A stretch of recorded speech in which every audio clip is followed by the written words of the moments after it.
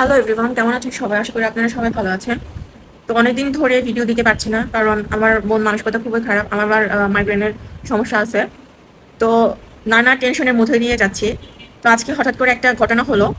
প্রত্যেকেরই একটা বিল্ডিংয়ে একটা লিফটের ওজন বহন করার মতো একটা থাকে, কতটুকু কয়জন মানুষ পর্যন্ত উঠা যাবে, কয় কেজি পর্যন্ত মালামাল উঠানো নামানো যাবে। তো আজকে কি হলো, হঠাৎ করে আব্বু তো প্রায় বিকালের দিকে হলো ছাদের উপর গিয়ে পানি দিয়ে আসে।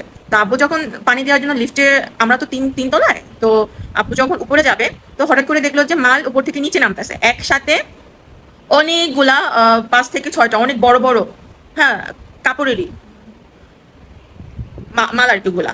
তো আপু শুধু এইটুকু বলছে যে এত যদি মালামাল যদি আপনারা যদি এইভাবে নিয়ে আসেন, লিফট তো এমনিতেই কদিন পর নষ্ট হয়, লিফট তো তাহলে এইভাবেই নষ্ট হয়। লিফট আপনারা একটা দুইটা দুইটা করে করে নামান, আপু তো আর খারাপ কিছু বলে নাই।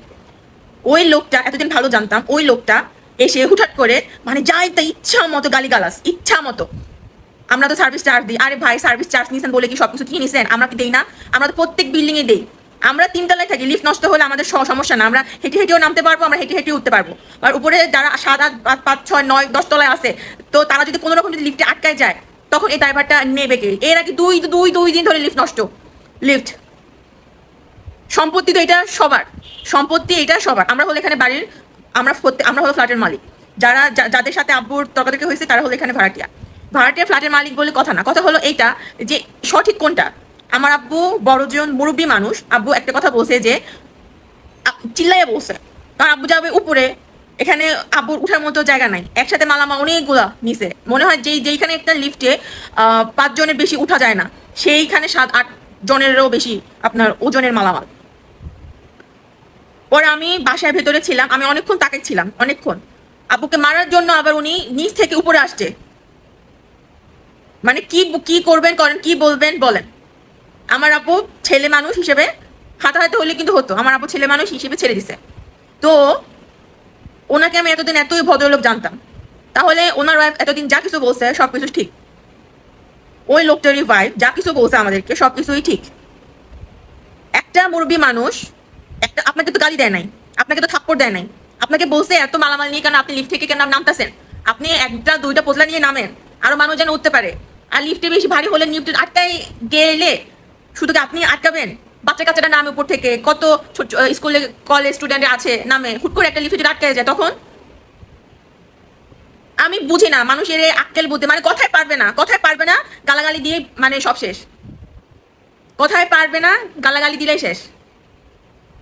একটা মাত্র জানে মানুষ গালাগালি, উচিত কথা শুনতে পারবে না, একটা কথা শুধু জানে গালাগালি। মানে আজকে আমি এটা দেখে আমি টোটালি অবাক। কারণ কি, আমি এই লোকটাকে অনেক ভালো জানতাম, অনেক ভালো জানতাম। আমাকে যদি সামনের দিক থেকে একটা মুরব্বী মানুষ কিছু এসে বলে, আমার দোষ আমি জানি, আমি চুপ থাকবো। নয়তো বা আঙ্কেল যদি আমাকে ভুল বুঝে, আমি ভালোভাবে বলবো যে না আঙ্কেল এমন এমন, এই আমার তো তারা আছে এমন, যা হয়েছে হয়েছে আর হবে না। এইভাবেই কথা বলা যায়। আব্বু কিন্তু তাকে গালাগালি দেয় না। পরে যখন উনি যখন আব্বুকে গালাগালি দিচ্ছে, তখন আব্বুইও আব্বুরও মেজাজটা ঠিক ছিল না, আব্বুইও কয়েকটা কথা বলছে। তারপর আমি বের হয়ে বললাম যে আপনি যে আব্বুকে গালাগালি দিচ্ছেন, আপনি এটা ঠিক করছেন? আব্বু না হয় একটা কথা বলছে আপনাকে, আব্বু তো আপনি ঠিকই বলছে। মালামাল আপনি একটা দুইটা করে ভাবে আপনি নামাতেন, একসাথে এতগুলো আপনি তো গালি দিয়ে এটা ঠিক করেন নাই। একজনের মুখ থেকে যদি গালি বের হলে, ওই গালি কি আর আপনার ব্যাগ নিয়ে যাবে বলেন তো? মানে আমরা কোন ইয়াতে বসবাস করতেছি, মানে নিজের কোনো খারাপ কিছু দেখলেও বলতে পারবো না, কোনো কিছু ভালোভাবে কাউকে বলতেও পারবো না। যদি কাউকে কোনো কিছু ভালোভাবে বলতে যাই, তাহলে আক্রমণাত্মক গালিগালাজ, আক্রমণাত্মক ভাবে সামনে এগিয়ে আসা। আজকে আমি নিজের চোখে না দেখলে আমি বিশ্বাস করতাম না। আমাকে তো লক মেরে তাব্বু ছাদে যাচ্ছিল, পরে আমি এখানে চাবি ছিল, লকটা খুলে আমি যদি সামনে না আসতাম, হয়তো বা ওই লোকটা আমার আব্বুর গায়ে হাত তুলে বসতো।